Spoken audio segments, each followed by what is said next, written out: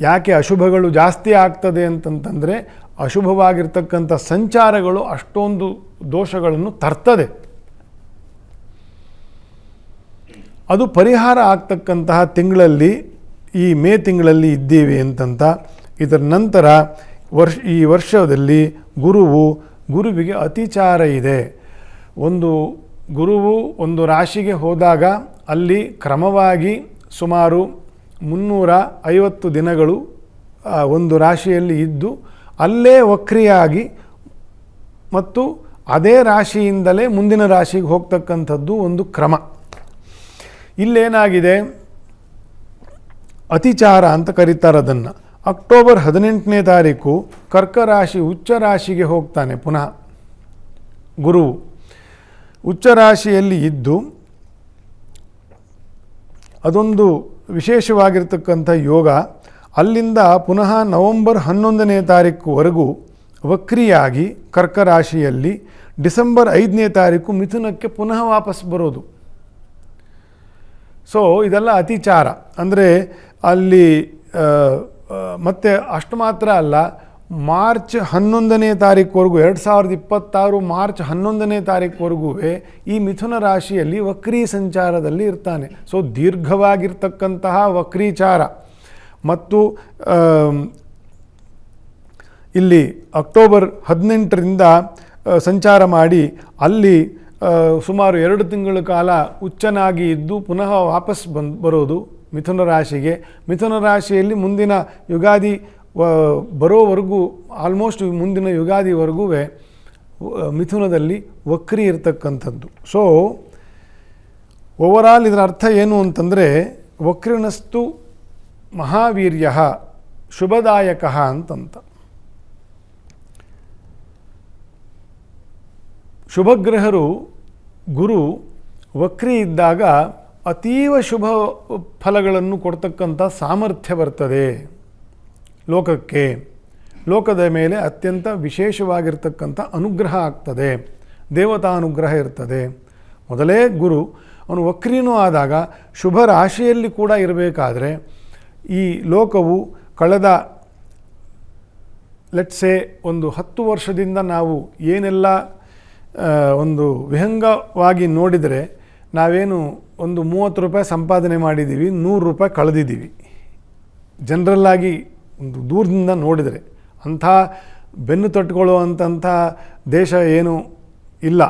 ನಮ್ಮ ದೇಶ ಅಂತಲ್ಲ, ಪ್ರಪಂಚದಲ್ಲಿ ಎಲ್ಲ ಇರೋದು ಹಾಗೆಯೇ. ಕಳೆದ 10 ವರ್ಷದಲ್ಲಿ ಒಂದು 30 ರೂಪಾಯಿ ಸಂಪಾದನೆ ಮಾಡಿದ್ದೀವಿ, 100 ರೂಪಾಯಿ ಖರ್ಚು ಮಾಡಿದ್ದೀವಿ.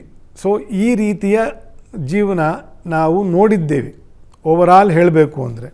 ಸೊ ಇದರ 2 ಪಟ್ಟು ಒಳ್ಳೆಯದಾಗ್ತದೆ ಅಂತ ಹೇಳೋದಕ್ಕೆ ಅಷ್ಟು ಹೇಳಬೇಕಾಯಿತು. ಗುರು ವೃಷಭದಲ್ಲಿ ಇರಬೇಕಾದ್ರೆ ಗುರು ಮಿಥುನಕ್ಕೆ ಹೋಗ್ತಾ ಇದ್ದಾನೆ. ಶನಿಯ ಬಾಧೆ ಕಳೆದು ಹೋಗಿದೆ.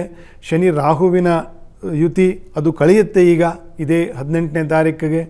ಗುರುವು ಅಕ್ಟೋಬರ್ ನಂತರ 1-2 ತಿಂಗಳು ವಕ್ರಿ ಆಗಿ ಕರ್ಕಕ್ಕೆ ಹೋಗ್ತಾನೆ. ಅಲ್ಲಿ ವಕ್ರಿಯಾಗಿ ಇದ್ದು 2 ತಿಂಗಳು ಪುನಃ ಮಿಥುನಕ್ಕೆ ಬಂದು ಮಾರ್ಚ್ 18ನೇ ತಾರೀಕುವರೆಗೂ ವಕ್ರಿ ಆಗಿರ್ತಾನೆ. ಮಾರ್ಚ್ 11ನೇ ತಾರೀಕುವರೆಗೂ 2026. ಸೊ ಎಲ್ಲ ಗುರುವಿಗೆ ಸಂಬಂಧಪಟ್ಟಿರ್ತಕ್ಕಂಥ ಶಕ್ತಿಗಳೇ, ಜೀವಗ್ರಹರಿಗೆ ಸಂಬಂಧಪಟ್ಟಿರೋದೇನೆ. ಸೊ ಎಲ್ಲವೂ ಒಟ್ಟಿಗೆ ನಾವು ಇಮಿಡಿಯೇಟಾಗಿ ಹಾಗಾದಾಗ ಅವು ಬ್ಯಾಂಕಲ್ಲಿ ಹೋಗಿ ಡ್ರಾ ಮಾಡ್ಕೊಂಡು ಬಂದಂಗೆ ಹಾಗೆ ತಿಳ್ಕೋಬಾರ್ದು. ಯಾವುದೇ ಅಶುಭವಾದಾಗ ಅದರ ಏಟು 3 ತಿಂಗಳು 4 ತಿಂಗಳು ಮುಂಚೆನೇ ಆಗಿರುತ್ತೆ. ನಮಗೆ ಅನುಭವಕ್ಕೆ ಆದಾಗ ಬರುತ್ತೆ ಯಾವುದೇ ಅಶುಭ ಆದಾಗ. ಮತ್ತು ಯಾವುದೇ ಅಶುಭ ತೊಂದರೆ ಆದಮೇಲೆ ಅದರದ್ದು ಪ್ರಭಾವ 4 ತಿಂಗಳು 6 ತಿಂಗಳು ಇರುತ್ತೆ. ಆಯಿತಾ? ದಿಢೀರಂತ ಯಾವುದು ಅಶುಭನೂ ಆಗಲ್ಲ ನಮ್ಮ ಕಣ್ಣಿಗೆ. ಆ ತಕ್ಷಣಕ್ಕೆ ಈಗ ಪಹಲ್ಗಾಮಲ್ಲಿ ಅಷ್ಟು ಬರ್ಬರವಾಗಿ ಭಯೋತ್ಪಾದಕರು ಮಾಡಿದ್ರು. ಅದು ದಿಢೀರಂತ ಅವತ್ತಾಗಿದ್ದಲ್ಲ. It is been planned for weeks and weeks together. ಅದನ್ನ ಮಾಡಿದ್ದಾರೆ. ಅದು ದಿಢೀರಂತ ನಮ್ಗೆ ಆಗಿದ್ದ ದಿನ ನಮಗೆ ಕಣ್ಣಿಗೆ ಕಂಡಿದೆ. ಆ ಕಣ್ಣಿಗೆ ಕಂಡಿರೋ ದಿನದಿಂದ ಮತ್ತೆ ಅದು it will take another several weeks R months. ಅದರ ಆಘಾತ, ಅದರ ತಾಪ, ಅದರ ಪ್ರತೀಕಾರ, ಅದರ ಉಪಶಮನ ಇದೆಲ್ಲ ನಾವು ಕಾಣಬೇಕಂತಂದರೆ ಅದು ಆ ಒದೆ ವಾಸಿಯಾಗೋಕ್ಕೂ ಟೈಮ್ ಹಿಡಿಯುತ್ತೆ. ಹೇಗೋ ಹಾಗೆ ನಾನು ಏನೆಲ್ಲ ಹೇಳಿದ್ದೀನಿ, ವೃಷಭದ ಗುರು, ಮಿಥುನದ ಗುರು, ವಕ್ರೀ ಗುರು, ಪುನಃ ಉಚ್ಚಕ್ಕೆ ಹೋಗ್ತಕ್ಕಂಥ ವರ್ಷ ಇದೇನೇನೆ ಕರ್ಕರಾಶಿಗೆ, ಅವನು ಪುನಃ ಮಿಥುನಕ್ಕೆ ಬರೋದು, ಇದೆಲ್ಲ ವಿಶೇಷವಾಗಿರ್ತಕ್ಕಂಥ ಏಳಿಗೆ ಕೊಡ್ತದೆ ಅಂತ ಹೇಳ್ತಾ ಇದ್ದೀನಿ. ಇದು ಅಷ್ಟೇ, ಆ ತಕ್ಷಣಕ್ಕೆ ಆವತ್ತಿನ ತಿಂಗಳಲ್ಲೇ ಲಾಟ್ರಿ ಹೊಡೆದಂಗೆ ಹೊಡೆದ್ಬಿಡಲ್ಲ. ಅದರ ಪ್ರಭಾವದಿಂದ ಅನೇಕವಾಗಿರ್ತಕ್ಕಂಥ ವಾರಗಳು, ತಿಂಗಳುಗಳಲ್ಲಿ ನಮಗೆ ಅದರ ಸತ್ಫಲ ಗೊತ್ತಾಗ್ತದೆ. ಅನೇಕ ದೋಷಗಳಿಗೆ ಪರಿಹಾರ ಆಗ್ತದೆ. ವಿಶೇಷವಾಗಿ ರಾಜಕೀಯದಲ್ಲಿ ದೇಶಗಳನ್ನು ಆಳ್ತಕ್ಕಂತಹ ಜನರಿಗೆ ಬದುಕು ಮುಖ್ಯ ಆಗುತ್ತೆ, ಸಂಚು ಮುಖ್ಯ ಆಗೋದಿಲ್ಲ. ಕಳೆದ 5 ವರ್ಷದಿಂದ 6 ವರ್ಷದಿಂದ ಈ ಜಗತ್ತನ್ನು ಆಳ್ತಾ ಇರತಕ್ಕಂಥ ಪ್ರತಿಯೊಬ್ಬ ಸರ್ಕಾರಕ್ಕೂ ಸಂಚುಗಳು ಮುಖ್ಯ ಆಗಿತ್ತು. ಬಾಳಬೇಕು, ಬದುಕಬೇಕು ಅಂತಕ್ಕಂಥವ್ರ ಲಕ್ಷಣವೇ ಅಲ್ಲ ಇದೆಲ್ಲ. ಅದಕ್ಕೆ ನಮಗೆ ಜನಸಾಗರಕ್ಕೆ, ಜನಮಾನಸಕ್ಕೆ, ಪ್ರಕೃತಿಗೆ ಇಷ್ಟೊಂದೆಲ್ಲ ದೋಷಗಳು, ಇಷ್ಟೊಂದೆಲ್ಲ ಕಷ್ಟಗಳು ಬಂದಿರೋದು.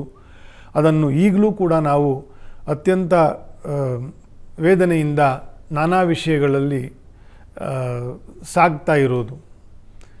ಆದರೆ ಅದಕ್ಕೆಲ್ಲಕ್ಕೂ ಮುಖ್ಯವಾಗಿ ಕಾರಣ ಕಳೆದ 5-6 ವರ್ಷದ ಶನಿಯ ಕೇಂದ್ರದ ವರ್ಷಗಳು. ನಾನು ಹಿಂದಿನ ವರ್ಷಗಳಲ್ಲೂ ಹೇಳಿದ್ದೀನಿ ಅದರ ಬಗ್ಗೆ ಎಲ್ಲ. ಹಾಗಾಗಿ ಗುರುವಿನ ಅನುಕೂಲವು ಪ್ರಪಂಚಕ್ಕೆ ಉಂಟಾದಾಗ ನಮ್ಮನ್ನು ಆಳ್ತಕ್ಕಂತಹ ಮುಖ್ಯವಾಗಿರ್ತಕ್ಕಂಥ ಫಲ ಏನು ಅಂತಂದರೆ, ನಮ್ಮನ್ನು ಆಳ್ತಕ್ಕಂತಹ ಸರ್ಕಾರಗಳು ಏನಿದೆ, ಅದು ನಮ್ಮ ದೇಶ ಇರಲಿ, ಬೇರೆ ದೇಶ ಇರಲಿ, ಎಲ್ಲ ಅವರಿಗೆ ಬಾಳಬೇಕು, ಬದುಕಬೇಕು, ಬಾಳಿಸಬೇಕು, ಉಣಿಸಬೇಕು, ಉಡಿಸಬೇಕು, ತಿಂದು ತಿನ್ನಿಸಬೇಕು ಅಂತಕ್ಕಂಥ ಒಂದು ಮನುಷ್ಯತೆಯ ಗುಣ ಸ್ವಲ್ಪ ಜಾಗೃತಿ ಆಗ್ತದೆ. ಅದೇ ಶುಭ. ಮತ್ತು ಅದಕ್ಕೆಲ್ಲ ಕಾರಣ ನಾನು ಹೇಳಿದ್ದೀನಿ ಆಗಲೇ, ಶನಿಯ ದೋಷವು ಕಳೆದಿರೋದು, ಈ ಗುರುವಿನ ಅನುಕೂಲವು ಇತ್ಯಾದಿ.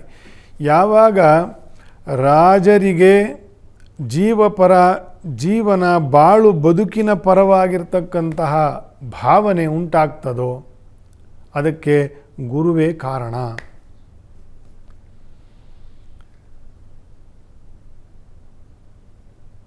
ಗುರುವಿನ ಅನುಕೂಲವಿಲ್ಲದೆ ಯಾವ ಕೆಲಸವೂ ಕೂಡ ಶುಭವಾಗುವುದಿಲ್ಲ. ನಾವು ಪ್ರಯತ್ನ ಮಾಡ್ತಾ ಇರ್ಬೋದಷ್ಟೇ, ಆದರೆ ಶುಭ ಆಗಬೇಕಲ್ಲ. ಸಜ್ಜನರು ಬೇಕಾದಷ್ಟು ಕಷ್ಟಪಡ್ತಾ ಇದ್ದಾರೆ ನಾನಾ ರಂಗದಲ್ಲಿ, ಧಾರ್ಮಿಕವಾಗಿರಬಹುದು, ಉದ್ಯೋಗದಲ್ಲಿರಬಹುದು, ವಿದ್ಯಾ ವ್ಯವಸ್ಥೆಯಲ್ಲಿರಬಹುದು, ರಾಜಕೀಯದಲ್ಲಿರಬಹುದು. ನಾನಾ ಸಜ್ಜನರು, ನಾನಾ ಒಳ್ಳೆಯ ಜನ ಪ್ರಯತ್ನ ಮಾಡ್ತಾ ಇದ್ದಾರೆ. ಏನಾದರೂ ನಾವು ನಮ್ಮ ಪ್ರಪಂಚಕ್ಕೆ, ನಮ್ಮ ನೆಲಕ್ಕೆ, ನಮ್ಮ ಜನಕ್ಕೆ ಶುಭವನ್ನು ಕೊಡೋಣ ಅಂತಂತ. ಆದರೆ ಆಗಬೇಕಲ್ಲ, ಅದಕ್ಕೆ ದೇವರ ಅನುಗ್ರಹ ಬೇಕು ಅಂತನ್ನೋದು.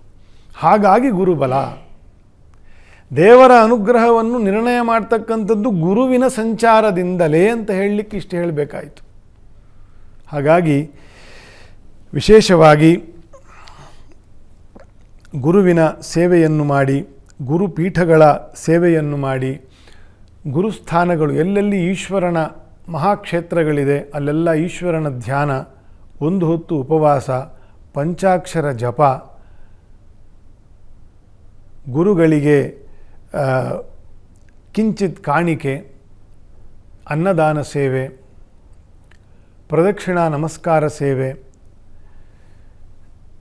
ಅದು ಯಾವುದೇ ಗುರುಪೀಠಗಳಿರಬಹುದು, ಗುರುಗಳ ಸೇವೆಯನ್ನು ಮಾಡಬೇಕು.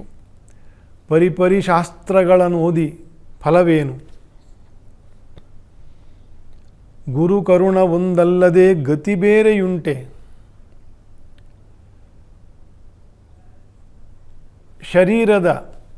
ಶರೀರದ ಪುತ್ರ ಮಿತ್ರ ಕಳತ್ರ ಬಾಂಧವರು ನೆರೆ ಸಲಿಸುವರೇ.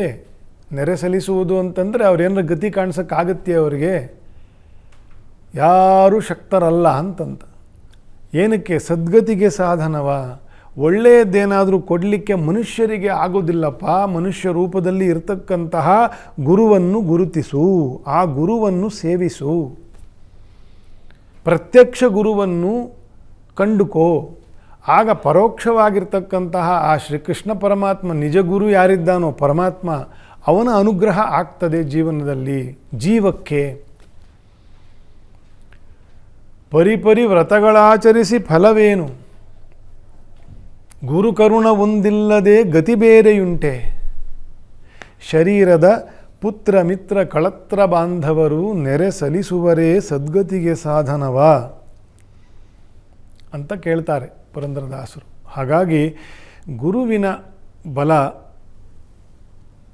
ಗೋಚಾರದಲ್ಲಿ ಇದ್ದಾಗ ಬೇಕಾದಷ್ಟು ಜ್ಞಾನ ಸಂಪಾದನೆಯನ್ನು ಕೂಡ, ಜ್ಞಾನ ಭಕ್ತಿಗಳ ದೇವತಾ ಅನುಗ್ರಹವನ್ನು ಕೂಡ ಜನರು ಸಂಪಾದನೆಯನ್ನು ಮಾಡ್ತಾರೆ ಅಂತಂತಾನು ಶಾಸ್ತ್ರಗಳಲ್ಲಿ ಹೇಳಿದೆ. ಶಾಸ್ತ್ರ ಸಂಪನ್ನಾತ್ ಆರ್ಜತೆ ಗುರು ಸೇವ್ಯ ಧುರಂಧರೆ, ಈ ರೀತಿಯೆಲ್ಲ ಫಲಗಳನ್ನು ಹೇಳಿದೆ. ಗುರು ಸೇವೆಗಳನ್ನು ಮಾಡ್ತಕ್ಕಂಥದ್ದು, ಗುರುಗಳಿಗೆ ಅನುಕೂಲ ಮಾಡಿಕೊಡ್ತಕ್ಕಂಥದ್ದು, ಜ್ಞಾನಾರ್ಜನೆಯನ್ನು ಮಾಡ್ತಕ್ಕಂಥದ್ದು. ಹಾಗಾಗಿ ಯಾರ್ಯಾರಿಗೆ ಗುರುಬಲ ಇದೆ, ಗುರುಬಲ ಯಾರ್ಯಾರಿಗೆ ಇಲ್ಲ ಅನ್ನೋದನ್ನು ಕೂಡ ನಾವು ವಿಚಾರ ಮಾಡಬೇಕು. ಅದನ್ನು ರಾಶಿ ಫಲದಲ್ಲಿ ಮುಂದೆ ನೋಡುವ. ಇಷ್ಟು ಗುರುಬಲ, ಗುರು ಬದಲಾವಣೆ ಆಗ್ತಕ್ಕಂಥ ಗೋಚಾರ ವಿಷಯ ಆಗಿತ್ತು. ಮುಂದಿನ ಭಾಗದಲ್ಲಿ ರಾಶಿ ಫಲದಲ್ಲಿ ಗುರುವಿನ ಬಲ ಯಾರಿಗಿದೆ ಯಾರಿಗಿಲ್ಲ ಅನ್ನೋ ಮುಂದೆ ನೋಡೋಣ.